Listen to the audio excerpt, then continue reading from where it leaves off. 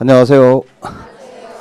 네, 자 오늘 그 도시군 관리계획부터 진도를 나가겠습니다. 자 교재 기초서 보세요. 자 그 기초서 보시면은 176페이지. 자 그 176페이지 보시면 4절입니다. 4절. 자 제목이 도시군 관리계획이죠. 자 일단 우리가 지난주에 그 계획을 두 개 공부를 했는데 하나는 광역도시계획 기억나시죠? 네, 또 하나 도시군 기본계획. 그거보다 이제 한 단계 아래 있는 계획이다 이렇게 보시면 되는데요. 자 도시군 관리계획은 이제 별표 3개 놓으셔야 돼요. 시험 다 여기서 나옵니다. 그럼 일단 뭐 틀만 좀 잡아보면 지금 배우는 법률이 이거예요. 국토에 대해서 먼저 계획을 수립하는 파트, 요 파트 하는 겁니다. 요 끝나면 자 그리고 나서 계획을 다 수립을 하면 계획에 맞게 토지를 뭐 해야 되냐면 이용해야 돼요. 그래서 이용 파트로 넘어가는데 이용 파트는 두 문제 정도밖에 안 나오기 때문에 뭐 지금 단계에서 크게 신경 쓸 부분은 아니고요. 국계법은 이제 계획 파트를 중심으로 공부를 하셔야 됩니다. 그래서 이 두 가지에 관한 내용을 담고 있다 해서 국계법이라고 이제 부른다고 말씀을 드렸고, 자 계획 파트를 다시 한번 정리해 보면 머릿속에 틀을 좀 잡으셔야 돼요. 자 먼저 지난주에 공부한 계획이 있습니다. 상위계획이라고 그랬죠. 자, 요 계획 이름이 광역도시계획입니다. 요게 자 광역도시계획을 먼저 수립을 하면 자 요게 이제 우리가 국토 중에서 어디라고 했냐면 수립 대상 지역이 제일 중요하잖아요. 그래서 제일 중요한 수립 대상 국토 중에서 어디냐? 광역은 넓다. 넓다라는 얘기는 두 개 이상을 하나로 두 개 이상의 광역의 전부나 일부를 하나로 묶죠. 묶어서 자 지정을 합니다. 그러면 이게 뭐가 되냐면 지정한 지역이 요게 돼요. 광역계획권이 됩니다. 광역계획권을 대상으로 수립하는 계획이에요. 근데 성격이 지금 당장 이 지역을 어떻게 개발하겠다가 아니라 10년 뒤 20년 뒤 이렇게 개발할 거라고 하는 방향만 정해주는 거죠. 장기발전 방향을 정해주는 계획인데 여기서 광역계획권 나왔잖아요. 그죠? 그럼 이 지정권자 누구냐 이거 꼭 물어보니까 기억을 하셔야 돼요. 그래서 자 일단 지정권자는 2명으로 먼저 정리를 하셔야 됩니다.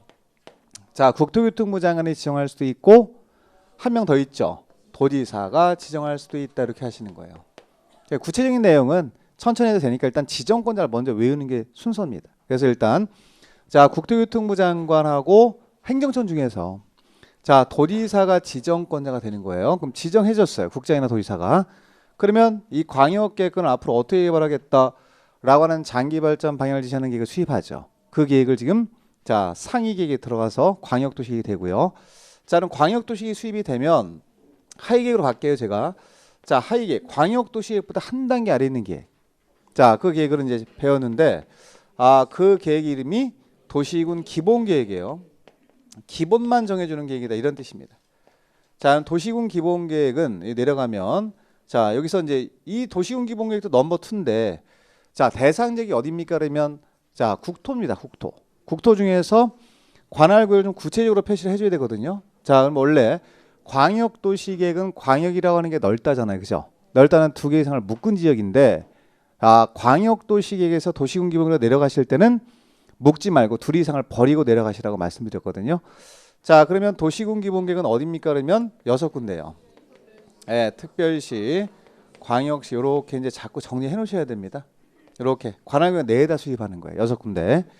자 특별시가 있고 광역시가 있다. 그리고 자치시가 있고 자치도가 있지요. 자치도. 그리고 이제 시군이 있습니다. 시군. 자 시 또는 군이 있다. 6군데에 대해서 지금 당장 개발하겠다가 아니라 앞으로 이렇게 할 것이다 라고 하는 장기발전 방향만 제시하는 계획이다 이렇게 이해하시면 돼요. 이게 자 그럼 여기까지 지난주에 한 거고 그걸 복습하는 거고요. 그 다음에 내려가셔서 도시군 기본계획이 이제 수립이 됐습니다. 그럼 도시군 기본계획에서 서울특별시의 방향을 정해주면 그 방향을 좀 구체화시키는 계획이 필요하다. 방향이나 목표만 있으면 안 된다. 그래서 그 구체적인 계획을 수립을 하게 되는데 지금 배우는 거예요. 이게 요 단계로 넘어오신 거예요. 그래서 도시군 관리계획입니다. 이렇게 이해를 좀 해두시면 좀 편하실 거예요. 공부할 때. 그래서 일단 도시군 관리가 넘어오면 일단 도시군 관리의 가장 기본이 도시군 관리계획도 행정계획이니까요. 수립 대상 지역이 중요하죠. 근데 도시군 관리계획은 기본계획이랑 동일해요. 수립 대상이. 그래서 도시군 기본계획이랑 동일하다라고 해서 요 6군데를 내리시면 돼요.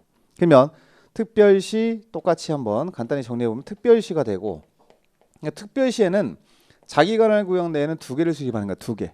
하나는 도시군 기본계획을 통해서 방향을 정해주면 도시군 관리를 통해서 그 내용을 구체화시킨다. 이렇게 이해하시면 돼요. 자, 특별시만 있는 건 아니고 자, 6군데 쭉 똑같이 쓰시면 돼요. 광역시가 있고 특별자치시가 있습니다. 그 다음에 자치도가 있죠. 특별자치도. 그리고 이제 시군이 있습니다. 시 또는 군 이렇게 있습니다. 자, 뭐가 차이가 있을까요? 동일합니다. 수립 대상은 도시군 기본계획과 도시군 관리계획 수립 대상이 동일한데 여기 도시군 관리계획 넘어오면 요 관할구역 중에서 A라는 지역은 직접 개발하겠다. B라는 지역은 정비하겠다. C라는 지역은 보전하겠다. 그래서 자, 요 글자가 붙어 있어야 돼요. 개발도 하고 정비도 하고 보전도 한다. 보전에 관한 내용을 담고 있다. 이렇게 보시면 되고 따라서 구체적인 내용이 담겨져 있기 때문에 개발할 지역으로 지정한 지역은 지가, 땅값이 올라가고 상승하고 자, 보전 목적으로 지정한 지역은 하락하겠죠. 따라서 요 도시군 관리를 통해서 자, A라는 지역의 용도지역이 지정되면 지가가 상승하는 경우, 땅값이 올라가는 경우도 있고 하락하는 경우도 있기 때문에 요 도시군 관리 계획은 일반 국민, 우리들하고 직접 관련성이 있는 계획이에요. 그래서 자, 지난주도 했지만 구속력이 있는 계획이다 이렇게 배웠습니다. 따라서 요 계획이 잘못됐으면 도시군 관리 계획이 만약에 뭐 절차상 하자가 있다. 수립을 했는데 절차 하나 빼먹고 수립했다. 그럼 절차상 하자가 있는 거 맞죠? 그럼 잘못됐으니까 우리 일반 국민들이 이 계획을 좀 취소해달라라고 주장할 수 있다는 겁니다. 그러니까 행정쟁송을 제기할 수 있다로 정리를 하셔야 돼요. 그래서 자, 구속력이 있을 때는 이 광역도시계획과 도시군기본계획 쓰는 용어랑 좀 다르겠어요. 그래서 광역도시계획과 도시군기본계획은 용어를 읽겠습니다. 구성이 없을 때는 계획을 세운다를 이렇게 수립 단계가 먼저 있고 수립한 계획에 대해서는 승인을 받는 단계가 또 따로 있다 이렇게 하셔야 돼요. 그러니까 양대 산맥을 좀 기억을 하셔야 됩니다. 근데 도시군관리가 넘어왔죠. 지금 넘어오면 구성력이 있는 계획이 되는 거예요. 그럴 때 용어를 입안이라는 용어를 쓴다라고 배운 겁니다. 그래서 이제 요 입안이라는 용어를 오늘 배울 거예요. 작년도 여기 마찬가지 입안 한 문제 나오고 결정도 한 문제 나온 거예요. 여기 굉장히 중요합니다, 여러분들. 여기 요 파트마다 한 문제씩 나오잖아요. 근데 광역도시계획과 기본계획은 합쳐서 한 문제 나오거든요. 그럼 이제 논점을 잡는 게 여기는 거의 뭐 우리가 배우는 내용 다 나온다고 보시면 돼요. 그래서 공부를 여기다 집중적으로 하시는 게 맞습니다. 도시군관리계획. 자, 그럼 먼저 도시군관리계획 위치를 잡았으니까요. 기초도 천천히 보시면서 확인을 좀 해가세요. 확인. 자, 그 밑에 보시면은 자, 지금 176페이지요. 자, 176페이지 보시면 돼요. 자, 거기 보시면은 그 4절에 도시군관리계획이 나오고 자, 내려가시면 도시군관리계획 의의라고 나옵니다. 의의. 자, 거기 보시면 자, 밑에 볼게요. 도시군관리계획이란 자, 일단 수립 대상이 6군데 나옵니다. 그걸 확인하셔야 되죠. 특별시, 광역시, 자치시, 자치도, 시군. 자, 수립 대상이 지금 6군데가 맞고 그리고 이제 뒤에 따라 나온 단어가 있죠. 개발, 정비, 보전까지만 딱 끊으세요. 뒤에 읽지 말고. 뒤에 뭐 의미 없으니까요. 개발도 하고 정비도 하고 보전도 하겠다 6군데를 그만큼 내용이 구체적인 내용이 담겨져 있다 이렇게 이해하셔야 돼요. 그리고 내려가시면 자, 내려가시면 박스가 보이실 거고 동그라미 1, 2, 3, 4, 5, 6 보이시죠? 네, 6개. 요게 도시군관리계획 내용이에요.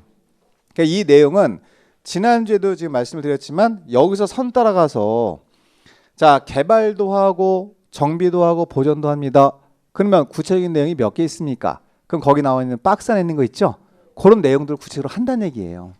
그래서 이거를 이제 도시군관리계획 내용이라 그러는데 자, 이건 뭐 선 따라서 쭉 가시면 돼요. 우리가 지난주에 한 거 이 체계를 좀 잡아 놓으시면 요 체계에 맞추시면 되거든요. 그래서 첫 번째 될 내용이 나옵니다. 1번에.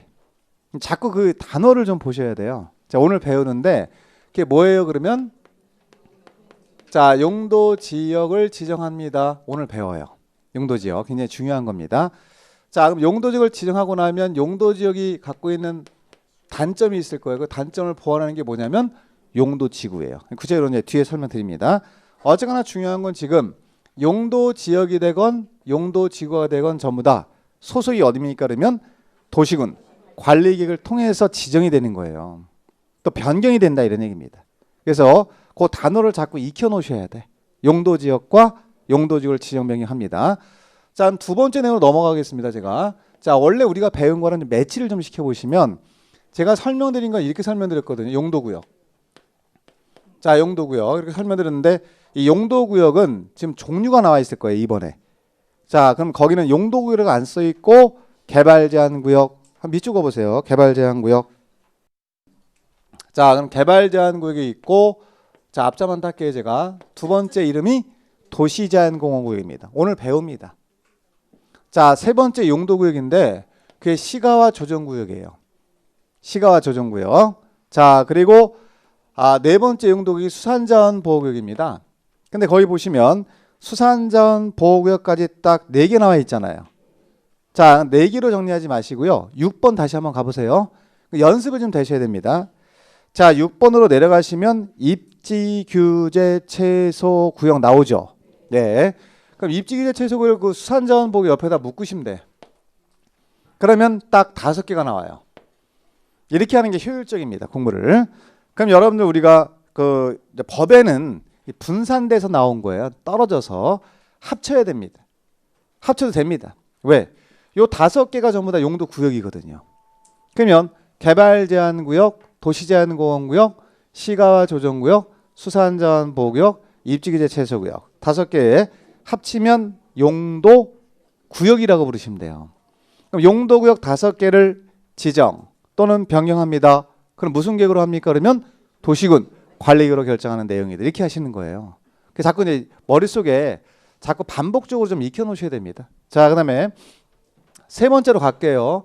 자, 세 번째로 가시면 요거 나와요. 도로 설치한다, 공원 설치한다 이런 거. 자, 이걸 뭐라고 말씀드렸냐면 기반시설. 요게 좀 익숙하게 보셔야 돼요. 자, 기반시설 종류는 되게 많죠. 쉬운 게가 넘으니까. 그래서 도로, 공원, 철도, 항만, 전기, 수도가스, 학교 등등등등등 굉장히 많거든요. 그 세부적인 내용은 나중에 해도 되니까 일단 대표로 도로가 하나 있다. 그럼 도로를 설치한다. 그럼 도로를 설치한다는 것은 기반시설 설치하는 거 맞죠? 함부로 설치 못하는 거예요. 그러면 기반시설을 오른쪽에 있는 거 설치도 하고 정비도 하고 개량도 합니다. 이거 무슨 계획으로 해야 됩니까? 그러면 자, 끌어다 쓰세요. 도시군 관리계획으로 자, 만나보세요. 미리 결정해야 됩니다. 맞나요? 예. 결정을 해야 설치가 된다는 얘기죠. 그럼 여기서 어떤 단어가 이제 유추가 되냐면 자, 여기 종로구부터 서울특별시가 이렇게 있으면 서울특별시 종로구부터 자, 서초구까지 연결되는 8차선 도로 하나 설치하겠다. 그럼 이 도로니까 기반시설 맞지요? 자, 이걸 설치하려면 함부로 설치 못한다는 얘기입니다. 도시군 관리로 미리 결정을 해야 돼요. 자, 그래서 서울특별시장이 여기 자, 종로구부터 서초구까지 연결되는 8차선 도로 하나 설치하겠다고 오늘 결정했어요. 그러면 요 도로의 이름은 더 이상 기반시설을 부르시면 안 돼요. 자, 쭉 가서 요 단어가 파생되는 거예요. 이 용어가. 요 용어를 뭐라 그럽니까? 결정시설을 뭐라고 합니까? 그러면 그건 대답이 좀 나와야 되거든요. 도시군 계획시설이라 그래요. 이거를 좀 어렵지 용어가. 근데 하셔야 되거든요. 그래서 자, 도시군 계획시설이란 만나보세요. 도시군 계획시설이란 자, 기반시설 중 도시군 관리계획으로 결정된 시설을 말한다. 맞지요? 네, 그럼 여기서 끝내지 마시고요. 그럼 도시군 계획시설 설치로 결정을 했잖아요. 그럼 놀고 있으면 안 되고 가서 사업을 해야 될 거 아니냐? 그때 이루어지는 사업을 여기다 쓰시면 돼. 도시군 계획시설 설치 정비 개량해야 될 거 아니에요. 그 사업의 이름을 오른쪽에 써놓은 겁니다. 그 사업을 뭐라고 한다? 도시군 계획시설 사업이라 그래요. 이건 용어를 자꾸 익숙하게 보셔야 됩니다. 자, 그리고 나서 자, 네 번째로 내려가겠습니다. 자, 네 번째로 내려가면 사업이 2개 더 있습니다. 그 사업이 자, 도시개발 사업이 있다고 말씀드렸고요. 자, 신도시 개발하는 사업이죠. 요 사업도 미리 사업을 하려면 미리 도시관리로 미리 결정해야 돼요. 자, 그리고 재개발 재건축하는 사업이 있죠. 이걸 다 합쳐서 4글자로 뭐라고 하냐면 정비 사업에 관한 게 여기 있습니다. 네 번째 내용이고요. 자, 5번째로 쭉 갈게요. 큰 틀 이제 확인만 하시면서 가세요. 세부적인 내용은 다 배워요, 다시. 자, 마지막으로 서울특별시장이 서울특별시 관할구역 중에 A라는 지역을 딱 찍어서 내가 직접 개발할 것이다. 공적 개발이죠. 라고 지정하는 지역. 개인한테 개발을 맡겨놓는 게 아니라 행정청이 직접 개발하겠습니다. 라고 지정하는 구역의 이름이에요, 이름. 그 구역의 이름이 5번에 있는 거예요, 5번. 그건 이름만 읽으시면 돼 지금. 그러니까 몇 번 하셔야 되거든요 이거는. 그러니까 너무 급하게 하시면 안 돼. 천천히 하세요. 지구단위 계획 구역을 먼저 지정합니다. 맞아요. 자 그러면 지구단위 계획을 지정했다는 얘기는 행정청이 직접 A라는 지역 서울특별시의 일부를 직접 개발하겠다라고 지정하는 구역이라고 간단하게 이해하시면 돼요. 그럼 여기는 개인이 자기 마음대로 건물 지어요 못 지어요? 그렇지. 그러면 행정청이 내가 수립하는 계획에 맞게 건물 지어야 된다. 여기는 딱 10층까지만 건물 지어라. 자 위락만 지어야 된다. 오피스텔만 지어야 된다라고 정해져 용도를 다. 그 계획을 뭐라고 하냐면 이렇게 불러요. 오른쪽에 있는 단어 지구단위 계획이라고 부르시면 돼요. 그럼 지구단위 계획을 수립해서 개발합니다. 이런 얘기잖아요. 그죠? 이렇게. 자 일단 여기까지가 큰 틀로 잡는 게 중요한 거지 세부적인 내용보다는 큰 틀을 잡는 게 중요한 거거든요. 그래서 일단 요 5개 내용이라고 이해하시면 돼요. 5개 내용은 전부 다 도시군 관리로부터 출발하죠. 그래서 이걸 이제 도시군 관리의 내용이라 그래 내용. 그러니까 요 단어들이 나오면 전부 다 어떤 계획이 붙어 있어야 돼요. 도시군 관리 계획이 붙어 있는 거예요. 연결돼 있어야 됩니다. 됐고 자 내려가셔서 이번에 법적 성격. 그럼 법적 성격은 지금 설명드렸잖아요, 여러분들. 자 A라는 지역을 개발하겠다라고 구체적인 내용이 담겨져 있는 계획이니까 개발 목적으로 지정한 자 갑돌이의 토지는 땅값은 상승할 것이고 보전하겠다라고 지정하는 을순이의 토지 가격은 땅값은 떨어지겠죠. 자 따라서 도시군 관리 계획은 광역도시계획과 도시군 기본계획과는 달리 일반 국민에게 구속력이 있는 계획 없는 계획 그 얘기예요. 그걸 우리가 자 맨 끝에 줄에다 밑찍으시면 돼. 다 읽지 말고. 그럼 설명을 드렸으니까 그냥 설명 듣고 아 구속적 행정계획이다.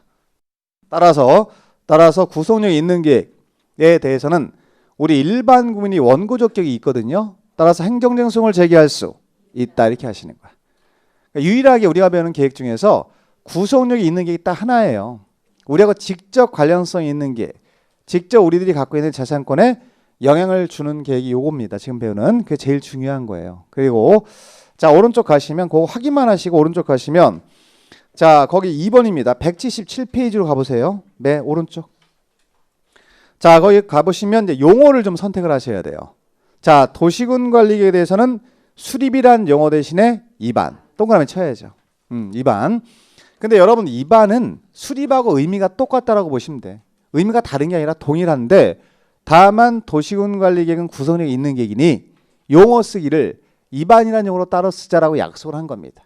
그리고 승인이란 용어 대신에 결정 동그라미 쳐야죠. 아 그러면 용어부터 선택을 하셔야 돼요. 그래서 우리가 이제 입안이란 용어를 쓴다는 얘기는 이 입안 자체를 수립한다는 개념으로 이해하시면 될 것 같아요. 자 그럼 입안을 자 우리들이 하는 게 아니라 행정청이 합니다. 그 행정청 중에서 권한 있는 자가 있겠죠. 그래서 이걸 네 글자로 뭐라고 하냐면 입안권자. 행정청 찾는 거예요. 지금 누가 하느냐. 그 다음에 입안한 내용에 대해서 또 누가 결정하느냐. 이걸 배울 거예요. 자 결정할 권한을 갖고 있다니까 결정권자가 되겠죠. 그렇지. 근데 보세요. 입안이라는 얘기는 수립한다는 얘기 아니겠습니까? 그럼 수립 입안 대상 지역이 어디예요? 도시군관리의 입안 대상 그럼 어려우면 수립 대상이 어디예요? 여기 아닌가요 지금? 그럼 6명이 입안해야 되겠죠. 그럼 당연히 연결이 좀 돼야 되는 거예요. 그래서 자 그 밑으로 내려가시면 양가로 1번에 도시군관리 입안권자 찾으셨죠? 그 원칙 보세요. 6명 나와 있어요. 자 특별시장, 광역시장, 자치시장, 자치도지사, 시장군수는 여기는 6명이 입안권자라는 뜻이에요. 관할구역에 대해서 도시군관리를 입안하여야 한다 이렇게 써 있잖아요. 여러분들. 그러면 여기 원칙적으로는 책임지고 관할구장은 6명이 입안을 하는데 해야 되는데 자 하나 물어볼게요. 국가계획과 관련되면 6명은 지자체장 맞죠? 탈락이죠. 그럼 누가 들어올까요? 국장. 그게 밑에 예외 조항이 있어요. 자 예외 조항에 가시면 국장 보이시죠? 사유 다 하지 마세요. 하나만 대표성 있는 거 먼저 하세요. 지금 기초과정이니까. 기억 A번에 있는 거 있죠? 동그라미 쳐야죠. 그러면서 이제 매치를 잡고 뭔가 시켜야 돼요. 제가 지난주에도 말씀드렸지만 국가계획이라는 용어 정의를 설명드릴 때 국가계획은 중앙에서 수립하는 계획이라고 말씀드렸죠. 지자체장은 무조건 탈락시키는 거예요. 그래서 연습을 하시는 거예요. 공식 만들지 않았나요 우리가? 국가계획 나오면 무조건 국장. 따라서 국가계획과 관련된 사항들은 관할구장 6명이 입안을 못해요, 여러분들. 따라서 입안권자를 바꿔주셔야 돼. 그때는 입안권자 누구에 이렇게 물어보면 국장이 입안합니다 라고 대답하셔야 돼. 그 사유. 자, 나머지 손대지 마시고 한 바퀴 돌고 와서 보면 또 이해되는 거 있으니까 천천히 가세요.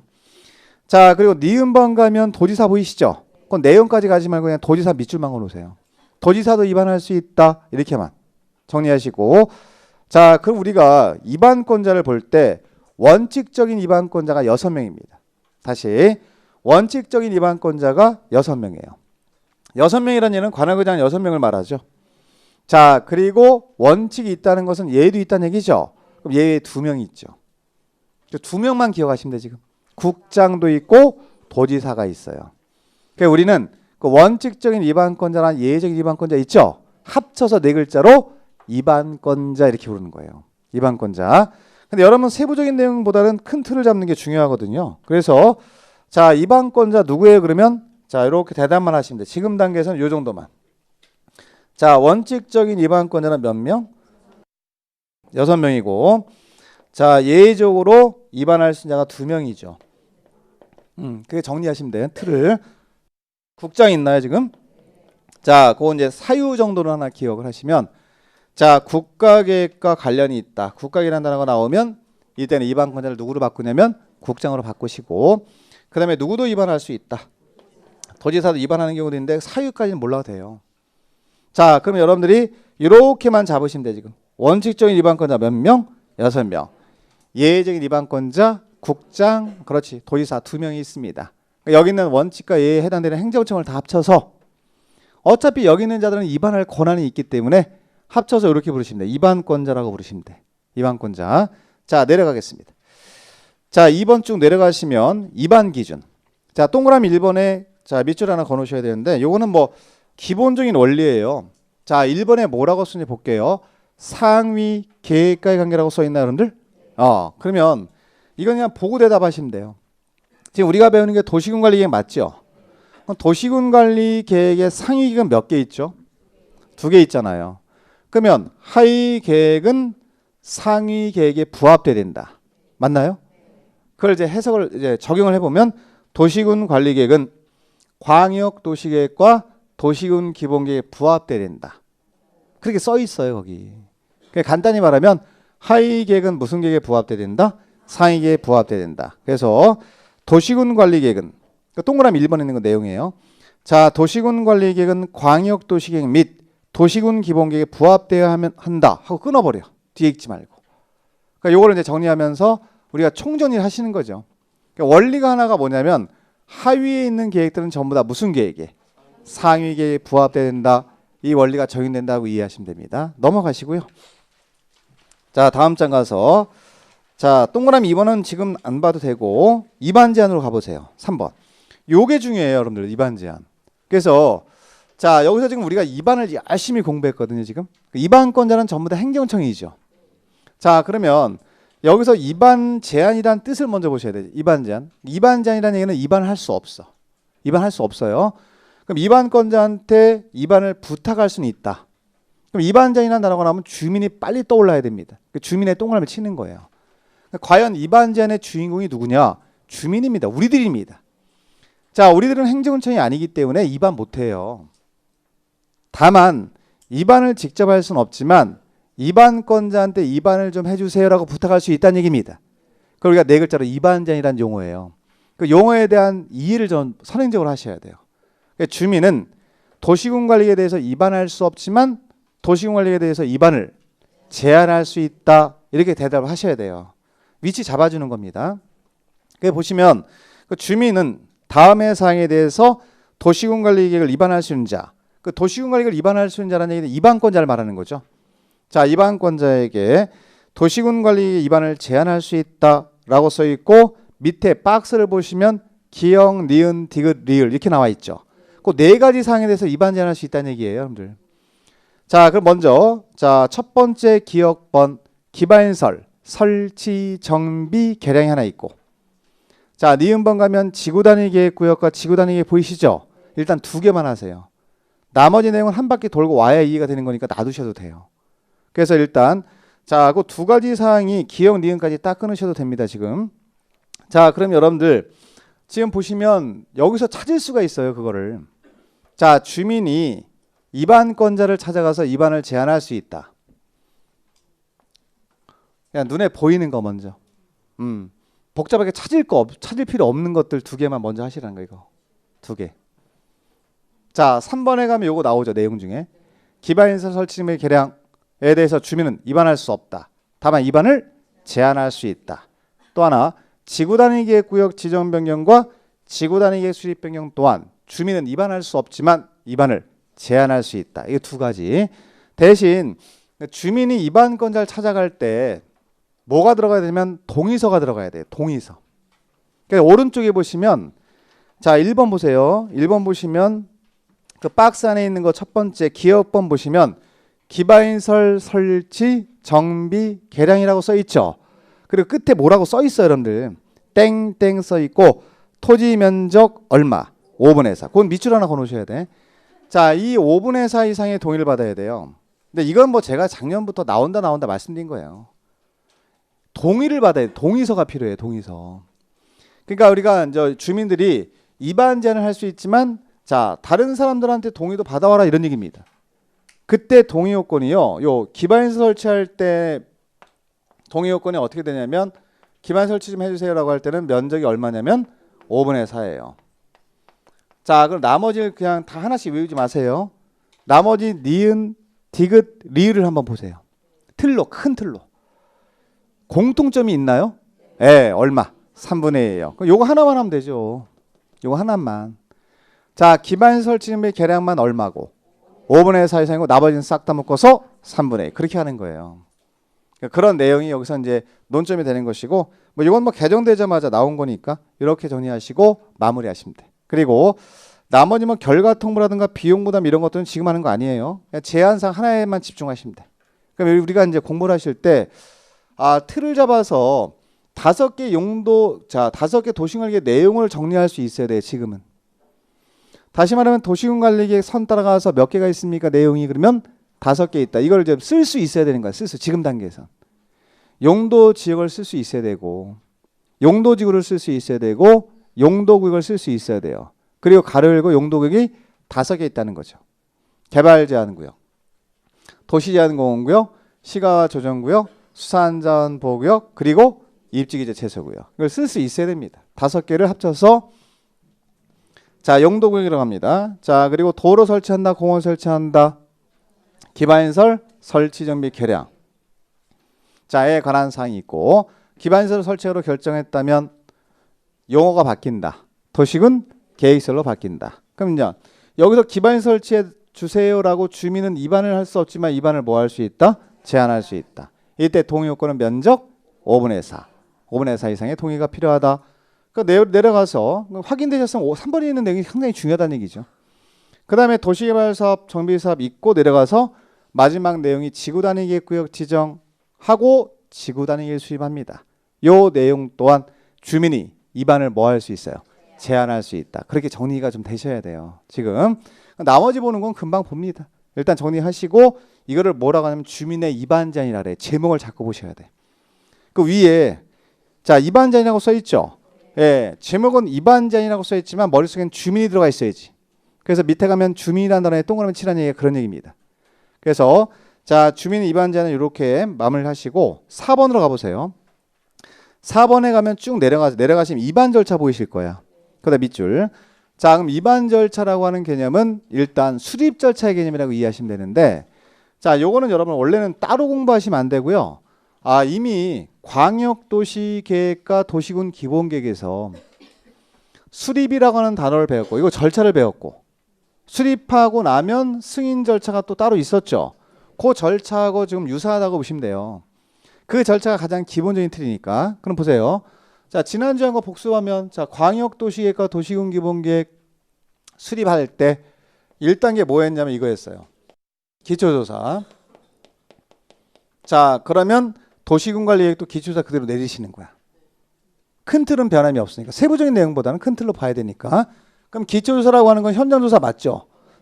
자 그럼 끝났습니다. 그럼 두 번째는 자, 지난주에 공부할 때 광역도시계획과 도시군 기본계획은 자, 구성력이 없는 계획이니까 뭘 개최해서 공청회를 열어서 주민하고 전문가로부터 의견을 들어야 합니다. 기억나시죠? 근데 요 단어가 공청회가 도시군관리계획에선 빠진다라고 말씀을 드렸어요. 자, 도시군관리계획은 구성력이 있는 계획입니다. 따라서 얼굴 보고 이렇게 의견 듣다 보면 단상 뒤집어집니다라고 말씀드리고 기억나시죠? 공람이 들어가요. 여기는 문서로서 주민의 의견을 들어요. 얼굴 볼 일이 없는 겁니다. 그러니까 이게 가장 큰 차이고요. 이 차이점만 기억하시면서 비교하시면서 내려가시면 돼요. 자, 그리고 나머지는 동일해요. 자, 세 번째는 뭐가 쳤냐면 지방의회 의견 들었어요. 그대로 내리시면 돼. 그럼 요게 관리계획으로 내려오면 입안 절차가 되는 겁니다. 새로운 걸 자꾸 하지 마시고 틀 범위 내에서 바뀌는 것만 신경 써서 보시면 되는 거거든요. 그러면 자, 입안 절차 그러면 세 가지 절차를 거쳐야 되잖아요, 지금. 거기서 광역도시계획이라든가 도시군 기본계획하고 가장 큰 차이가 뭐냐? 그러면 공청회가 아니고 공청회가 빠지고 공람이 들어갑니다. 그런 것들을 캐치를 좀 해놓을 수 있어야 돼요. 그래서 여기 나오면 공람이 많이 나와요, 시험에. 그래서 내려가시면 자, 그럼 확인하셨으면 일단 입안 절차는 세 개를 지금 공부할 거예요. 자, 1번에 기초조사 보이시죠? 밑줄. 그 제목만 밑줄어 놓으세요, 제목만. 자, 오른쪽 가서 2번 179페이지. 자, 동그라미 2번 가시면 주민 및 지방의견 청취라고 써 있습니다. 찾으셨나요? 예, 이걸 합쳐놓은 거죠. 그걸 따로 써놓은 게 밑에 있는 기억번이에요. 주민의 의견 청취라고 써 있죠. 예, 그럼 주민의 의견을 먼저 듣는 거예요. 주민의 의견을 듣고 나서 지방의 의견을 듣는 겁니다. 기억 니은이 돼 있지. 밑에 쭉 내려가면 니은이 있죠. 예, 그렇게 정리가 되는데 여기 뭐 지방의 의견 청취는 논점 하나도 없어요, 여러분들. 그 위에 논점은 주민의 의견 청취를 좀 보셔야 된다는 거죠. 그러면 주민의 의견 청취를 바로 밑에 거치는 절차가 공고와 열람이라고 써 있을 거예요. 자, 이 공고하고 열람은 공고라고 하는 건 뭐예요, 여러분들? 공고라고 하는 건 알리는 거예요, 문서로. 의견 듣는다는 사실을 알리는 거예요, 여러분들. 일간신문에 알려요. 그러면 몇 월 며칠부터 몇 월 며칠까지 의견 듣겠습니다라고 알리는 거지? 그러면 자, 공람, 열람 기간 내에 서류를 보여주면서 의견을 듣는 거거든요. 그 기간 내에 의견이 있는 주민은 문서로서 의견을 제출해야 돼. 그걸 열람이라 그래, 열람. 열람이라는 얘기는 서류를 보여주면서 의견을 듣는 걸 말하는 거거든요. 그러면 열람 기간이 있을까 없을까?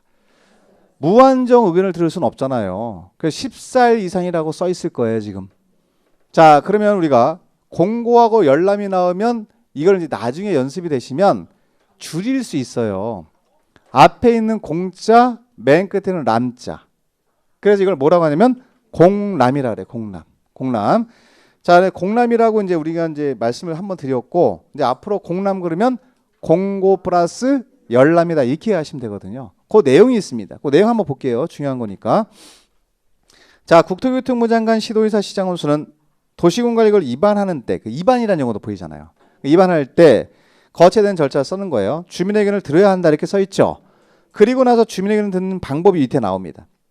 자, 거기 도시군관리계획안에 대해서 주민의 의견을 청취하고자 하는 때에는 도시군관리계획 안에 주요 내용을 전국이나 해당 관할구 6군데 지역을 주된 보급적으로 하는 2 이상 일간신문에 공고를 하라고 써 있죠.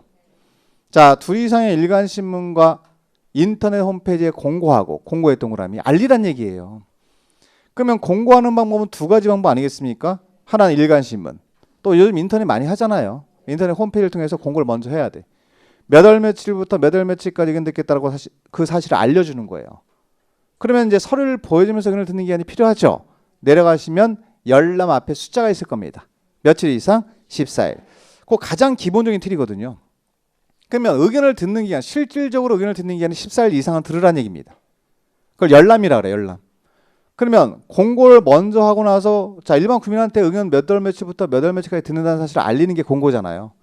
그리고 나서 그 초안을, 그 안을, 도시관리계 안을 보여주면서 의견을 듣는 게 열람이에요. 그때 보여주면서 의견을 듣는 거를 듣는 기간을 정해놓은 거예요, 법에서요. 며칠 이상? 14일. 이렇게 정리하시면 돼. 그거까지만 하세요. 뭐 B번 됐고. 그러면 공람이란 절차를 거쳐서 주민의 의견을 들었죠. 문서로 왔다 갔다 하면서 의견 듣는 거예요.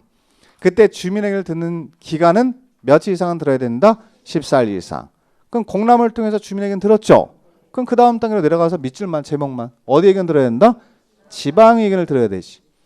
그럼 우리가 이걸 비교하면서 정리하는 게 제일 좋은데, 자, 가장 큰 차이만 지금은 기억하시면 돼요. 광역도시계획이나 도시군기본계획은 둘 다 공청회를 열어서 주민과 전문가 의견 들은 거 맞죠? 근데 구성력이 있는 계획인 도시군 관리계획으로 내려오면 공청회가 빠지죠. 그러면서 이렇게 내려와서 자, 도시군 관리 계획은 요게 보여야 돼. 요거. 두 글자로 할게요. 공람을 통해서 문서로서 주민 의견을 들어야 한다. 이게 가장 큰 차이다. 그런 것들은 체크 포인트가 돼야 됩니다. 그럼 어쨌거나 기초조사 했고요. 공람을 통해서 주민 의견을 들었죠. 그리고 나서 지방 의견 들었나요? 그러면 입안권자가 입안했죠. 입안했습니다. 입안 단계 끝. 그러는 거예요. 계획을 세웠다는 얘기거든요. 그럼 이제 입안한 내용에 대해서 뭘 해야 됩니까? 결정. 밑으로 내려가면 결정이 보이실 거예요. 밑에. 보이시나요? 예, 그러니까 결정 단계로 넘어온 거예요, 지금. 그럼 여기도 마찬가지로 이 결정권자는 행정청 중에 누구냐? 이걸 이제 우리가 봐야 되는데, 이 결정권자도 원칙이 있고 예도 있어요. 원칙이 있고 예가 있습니다. 그래서 여기 보시면 자, 밑에 양가로 1번 보시면 도시군관리계획의 결정권자라고 써 있나요, 여러분들? 그렇지, 결정권자. 자, 거기다 체크하고 밑에 가면 원칙이 있습니다.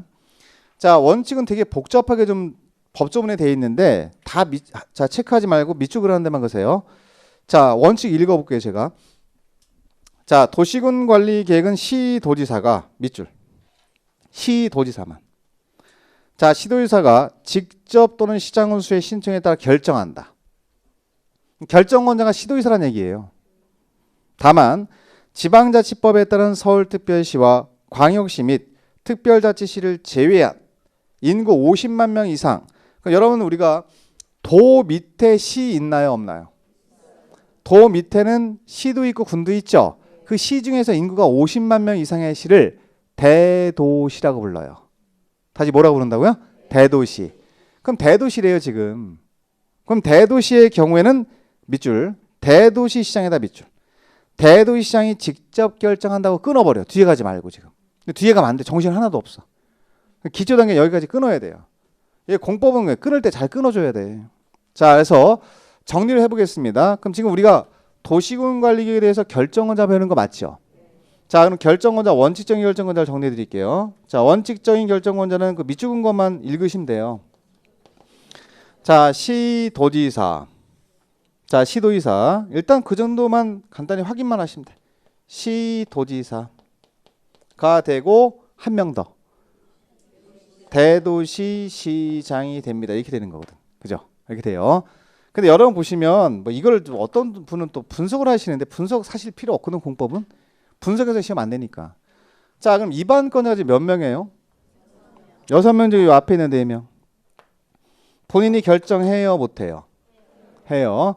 여기 시장으로는 본인이 결정 못하죠? 누가 결정해요? 도지사가 한다, 이런 얘기입니다. 그래서 여기 5명을 합쳐서 뭐라 그래요? 시도지사라는 거예요. 눈빛이 왜 그래 지금?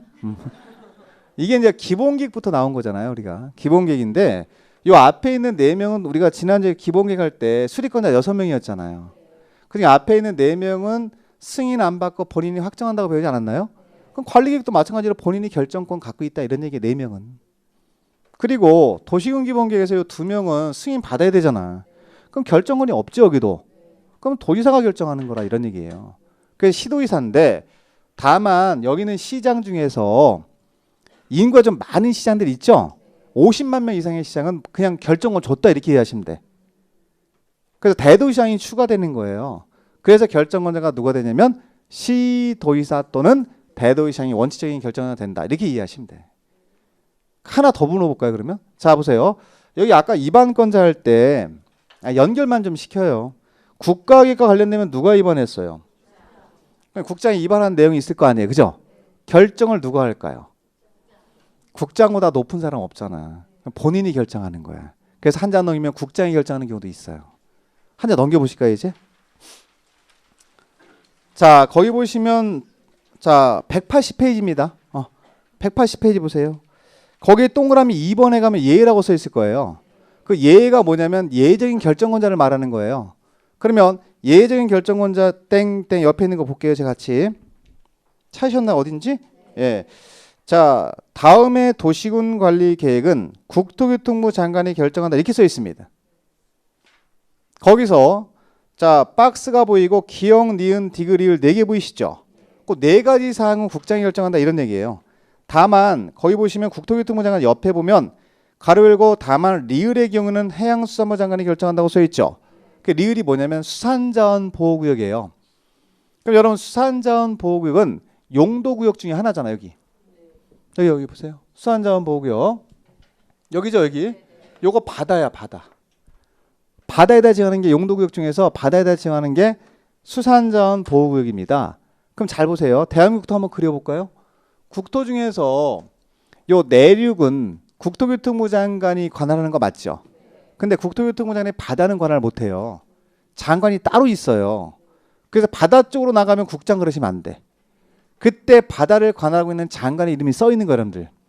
그 장관의 이름을 해양수산부 장관이라고 합니다. 매스컴 같은 데 가보면 해수부 장관이라 그래요.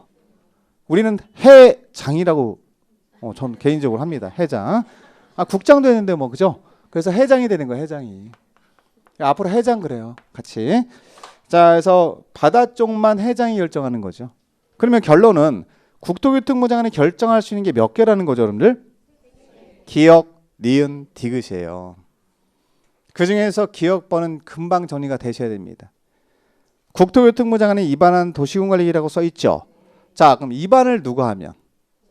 국장이 했으니까 결정도 국장이 하는 게 맞다. 이렇게 이해하셔야 돼요. 나머지 용도구역은 뒤에서 배워요. 개도시수입이라고 하는데 이거 좀 배웁니다. 그 중에서 특이점 있는 거. 자, 만약에 수산자원보호구역 물어본다. 그럼 바다 쪽이니까 이거는 결정권자가 해장이 된다. 이 정도는 하셔야 돼. 나머지 용도구역은 뒤에서 하니까 배운 다음에 붙이시면 됩니다. 자, 그리고 내려가서 박스 밑에 2번의 결정 절차 보이시죠? 밑줄. 거기는 여러분 2개만 동그라미 치시고 끝내시면 돼. 자, 여러분 결정권자가 결정할 때 거치는 절차는 승인권자가 승인할 때 거치는 절차랑 똑같이겠죠. 그래서 우리가 지난주에도 공부했지만 광역도시계획과 도시군기본계획에서 승인 절차가 2개 있었습니다. 협의를 먼저 한 다음에 심의를 거친다고 배웠습니다. 그럼 여기도 결정권자가 동일하겠죠. 밑에 협의의 동그라미. 관계행정기관의 장과 이거 놔두고 그냥 협의의 동그라미 치시고. 자, 그럼 권한 조정을 했어요. 협의를 통해서. 그리고 나서 밑에 전문성을 확보하기 위해서 뭘 거쳐야 돼요? 심의. 그 2개만 동그라미 치고 끝내시면 돼. 그리고 나서 고시하면 됩니다. 뒤엔 논점 없어요. 거기서 뭐 중요 포인트 없으니까. 그럼 결론. 결정권자가 결정을 할 때 협의도 거치고 심의도 거쳐서 뭐 했죠? 일단 결정을 했죠. 그럼 결정했다는 얘기는 확정했다는 얘기잖아 지금. 그럼 일반국민 다 알려야 되겠죠. 뭐예요? 고시. 그 제목만 미치고 시면 돼. 결정권자가 결정하고 나서 고시하는 거예요. 그 이제 서류 보여주는 게 열람이니까 열람은 큰 의미는 없고 여기서. 자, 일단 고시까지 했어요. 서류 보여줬습니다. 그럼 이제 효력 발생으로 끌고 가는 거 오른쪽으로. 자, 지금 결정 고시까지 하면 오른쪽에 3번에 오른쪽이라는 얘기는 181페이지 맨 위에 보시면 자, 효력 발생 시라고 써 있어요. 흐름이 이어지는 겁니다. 자, 지금 우리가 도시군관리의 결정권자가 결정하고 나서 고시까지 했죠. 그러면 그 내용, 결정된 내용에 대한 효력이 언제 발생하냐 이런 문제입니다. 그럼 여러분들은 밑줄 일정 그으세요. 지형도면을 뭐 한 날? 고시한 날. 거기다 밑줄. 자, 지형도면을 고시한 날부터 발생하는데 그 지형도면은 밑에 따로 있으니까 또 설명을 좀 이따 드리고 그 다음에 하나 더. 2번에 가면 기득권보호 나오나요? 네, 기득권보호라고 하는 게 뭐냐면 이미 득한 권리는 뭐 하겠다? 보호하겠다 이런 얘기예요. 자, 그럼 뭐 이미 득한 권리는 보호하겠다 이렇게 하면 금방 이해가 안 되실 테니까 자 보세요. 자, 예를 들면은 우리가 여기 용도지역이라고 있습니다. 다음 시간에 공부할 텐데 자, 용도지역은 소속이 어디예요? 자, 도시군관리계획 맞죠? 그럼 도시군관리로 뭐 해야 되죠? 1단계로 하나의 용도지역을 지정하려면 도시군관리계획을 통해서 입안을 먼저 해야 되겠지? 계획을 세워야 되겠지? 자, 그럼 입안한 내용에 대해서 결정권자가 결정하겠죠?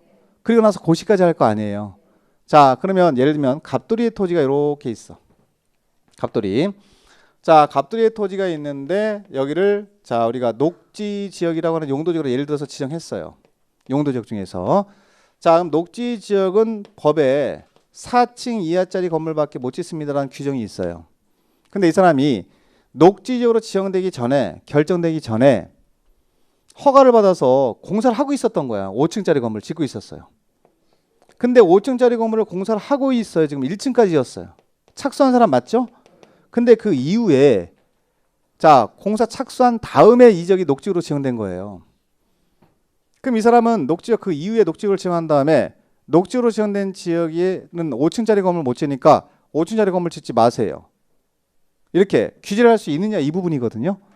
그럼 여러분들 이 사람은 이미 녹지로 결정되기 이전부터 공사나 사업에 착수했습니까? 안 했습니까? 이 사람은 이 지역이 녹지로 지정되든 무슨 지역이 지정되든 상관없이 종전에 대한 사업이나 공사를 계속할 수 있다 없다. 아, 이걸 뭐라 5글자로 기득권 보호라 그래요. 어려운 건 아니고. 여기서는 착수라는 단어만 동그라미 치시면 되거든요. 기득권 보호의 가장 기본이 뭐냐? 요건이 뭐냐? 자, 허가만 받아놓고 착수 안 하면 기득권 보호 못 받습니다. 거기 보시면 교재 보세요. 도시군 관리의 결정 당시 이미, 그 이미라는 얘기는 그 이전에, 그럼 이 지역이 녹지로 결정되기 전에 이런 뜻이야. 전에. 그렇게 이해하시면 돼요. 이미 사업이나 공사에 뭐한자 착수, 거기다 동그라미 치면 돼요. 키워드. 이 사람은 녹지로 지정되기 전에 이미 4층, 5층짜리 건물 착수했죠. 그러면 이 사람은 도시군 관리 결정이 어떤 지역으로 되든 상관없이 맨 끝에 공사나 사업을 계속할 수 있다에 동그라미 치는 데지. 있다. 기득권 보호해주겠다. 이건 뭐 어려운 건 아니고 이미 득한 권리는 보호해주겠다 이런 뜻입니다. 자, 내려가세요. 3번에 가면 지형도면 작성고시 보이시나요? 거기다 밑줄 제목만. 이거 누가 작성합니까? 이런 거 외우는 거 아니에요 지금. 그 지형도면이 뭔지가 중요한 거예요. 그 지형도면이 소속이 어딘지도 중요합니다. 자, 보세요. 자, 우리가 이 앞에서 도시군 관리를 지금 배우고 있으니까 도시군 관리를 2반을 먼저 했어요. 그 다음에 결정을 했습니다. 그럼 결정원장이 결정한 다음에 뭐 하죠? 고시하죠. 고시. 자, 그럼 도시군 관리로 결정하고 나서 고시까지 했다. 한번 요 단계로 넘어가 볼게요. 자, 이때 결정고시 할 때는 뭘로 하냐면 우리 교재처럼 문서로만 결정고시해요. 내용을. 문서로서 쭉 결정고시한 내용을 고시합니다. 알려줍니다. 자, 그럼 여러분들이 도시군관리로 결정된 내용에 대해서 가서 보세요. 한번. 결정된 내용을 열람을 시켜주니까 잘 읽어봐. 어디부터 어디까지 용도지역이 녹지역이고 어디부터 어디까지 하면서 주거지역이다 라고 막 문서로서 이렇게 적어서 이 교재처럼 쭉 고시를 해줘요. 그럼 여러분들이 쉽게 그 내용을 이해할 수 있어요 없어요?